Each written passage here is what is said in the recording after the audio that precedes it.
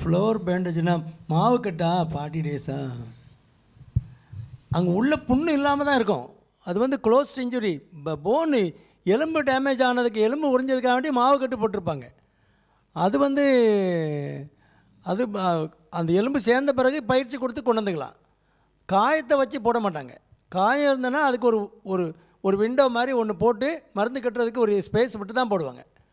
காயமும் நிறைய வந்து அதுக்கு மேலே மாவு கட்டம் போட்டாங்கன்னா அது அந்த உள்ளே வர்ற சீல் சலமெல்லாம் அதெல்லாம் எது க்ளீன் பண்ண முடியாதுல்ல.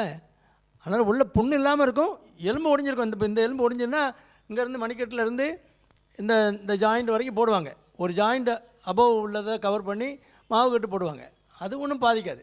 எலும்பு சேரும், அது அசைவு இல்லாமல் வைக்கிறதுனால எலும்பு சேர்ந்துடும். சேர்ந்த பிறகு நீங்கள் கொஞ்சம் மசில்லாம் வீக்காக இருக்கும், பயிற்சி கொடுத்து கொண்டு வரணும்.